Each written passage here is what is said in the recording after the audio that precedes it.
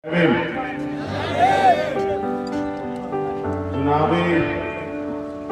दौर चल रहा है और हमें भी अवसर मिला बाराबंकी आने का। बाराबंकी क्रांति धरा है और यहाँ अरविंद कुमार रावत जी आजाद समाज पार्टी से प्रत्याशी। हम सहारनपुर से आते हैं, बहुत दूर है यहाँ, लेकिन सहारनपुर से और यहाँ अगर ये कारवा जुड़ा है तो ये सिद्धांतों और विचारधारा की वजह से जुड़ा है। और ये इसलिए भी जुड़ा है कि आपका और हमारा दर्द एक जैसा है और आपके हमारे साथ इस प्रदेश और देश में रहने वाले करोड़ों लोगों का दर्द एक जैसा है और जिनका दर्द एक जैसा हो उनकी दवा भी एक जैसी होती है। हम महापुरुषों के विचारधारा पर आधारित एक आंदोलन चलाते हैं। इस आंदोलन को सामाजिक परिवर्तन आर्थिक मुक्ति का आंदोलन कहा जाता है, उसके नाम से जाना जाता है। तो आज बाराबंकी की धरती पे बहुजन समाज में जन्मे सभी संतों गुरुओं महापुरुषों को नमन करते हुए बाराबंकी की महान जनता, यहाँ उपस्थित भीम आर्मी आजाद समाज पार्टी के ऊर्जावान समर्पित ईमानदार कार्यकर्ता, जिले के पदाधिकारी, विधानसभा के पदाधिकारी, बहुत महत्वपूर्ण रूप से इस चुनाव में काम कर रहे हमारे एक एक साथियों को मैं धन्यवाद देता हूं। यहाँ इस सभा में उपस्थित हमारी माताएं, बहनें, बुजुर्ग, नौजवान साथियों, जब लोकतंत्र बना तो उसके पीछे एक उद्देश्य था और उद्देश्य ये था कि ताकत आम जनता के हाथ में चली गई। जनता तय करती थी कि उनकी नुमाइंदगी कौन करेगा, उनके तरक्की के रास्तों के लिए आगे बढ़ाने के लिए उनका नेता कौन होगा। और जब ये पूरा सिस्टम डेवलप हुआ तो अमीरों को इससे परेशानी खड़ी हो गई। अमीरों को लगा कि गरीबों के हाथ में वोट की ताकत आ गई तो अब तो ये अपने बीच के व्यक्ति को आगे बढ़ा के अपनी तमाम तरह की समस्याओं को खत्म कर देंगे। इसी लाइन को बाबा साहब अम्बेडकर ने अपने जीवन में कोट किया। उन्होंने कहा कि राजनीतिक सत्ता वह चाबी है जिसके द्वारा आप अपनी तमाम परेशानियों का हल अपने आप खोज सकते हैं, अपने सम्मान की सुरक्षा और अपने हितों की रक्षा कर सकते हैं। तो पैसे वाले लोगों ने इसको महंगा कर दिया। अब एक तरफ पैसे वाले दल है, एक तरफ गरीबों का दल, लेकिन वो पैसे वाले दल गरीबों का हौसला नहीं तोड़ सकते।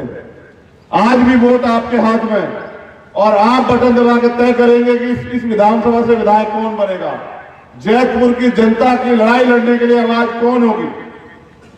तो मैं तो आपसे अपील करने आया हूं कि आप अपना रहनुमा नहीं, अपना नुमाइंदा चुनते हैं, अपना साथी चुनते हैं, अपना मालिक नहीं चुनते। मालिक लोकतंत्र में जनता होती है और अगर आपने सही चयन किया तो आपके बीच का व्यक्ति विधानसभा जाएगा और क्षेत्र के हितों की रक्षा करेगा, आपके सम्मान सम्मान की लड़ाई को मजबूत करेगा, आपके हितों की रक्षा के साथ साथ आपकी परेशानियों को दूर करने के लिए वो आपकी आवाज बनेगा। फैसला आपको लेना है, हमारा काम है संघर्ष करना। पिछले 5 साल में भीम आर्मी के लोगों ने सड़कों पे प्रत्येक अन्याय अत्याचार के खिलाफ आंदोलन किया, संघर्ष किया और सड़क के माध्यम से विपक्ष के रूप में आपकी आवाज को मजबूत किया, आपको न्याय दिलाया। हमने अपने काम को जिम्मेदारी से किया। अब आपकी जिम्मेदारी कि कब तक आप फर्जी रहनुमाओं के भरोसे रहोगे, जो सिर्फ चुनाव के बीच आप चुनाव के समय आपके बीच आते हैं, जिनका आपके बीच एक ही रिश्ता हुआ है वोट का। जब चुनाव आएगा वो आपके बीच आएंगे, लेकिन जब आपको परेशानी होगी 5 साल तो आपको ढूंढे भी मिलेंगे। अगर ये समस्याएं खत्म करनी है तो आपको अपने बीच के व्यक्ति को आगे बढ़ाना पड़ेगा, अपने बीच के व्यक्ति को मौका देना पड़ेगा। ये अरविंद कुमार रावत गरीब जरूर है लेकिन बिकाऊ नहीं, एक मेहनती ईमानदार व्यक्ति है और आपकी आवाज बनना चाहते हैं। और मैं आपसे अपील करता हूं कि अब आपके यहां चुनाव में वोट डलेगी, जिस दिन वोट डलेगी आप केतली के निशान पे अरविंद कुमार रावत जी को वोट देके एक अपने बीच के व्यक्ति को आगे बढ़ाने का काम करना, तब आपके हितों की रक्षा होगी।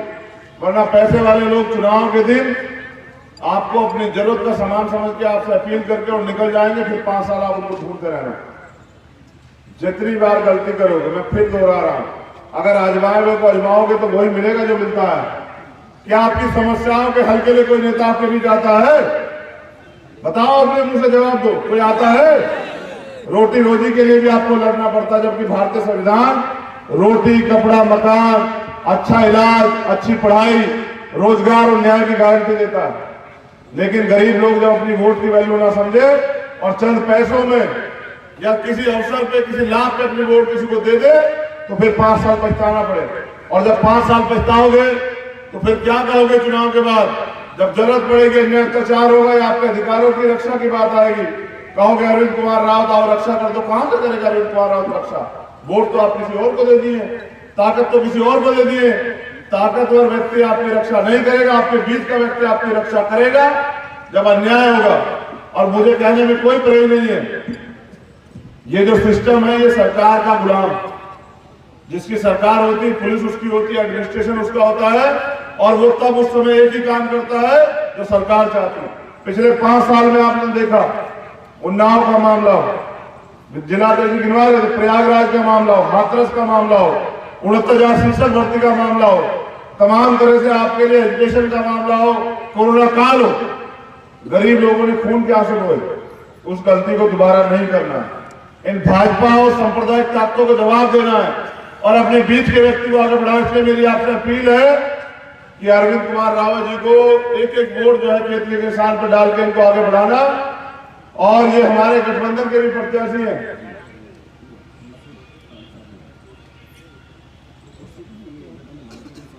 राष्ट्रीय हिंद समाज पार्टी से, ये हमारी पार्टी के सिंबल पे लड़ रहे हैं।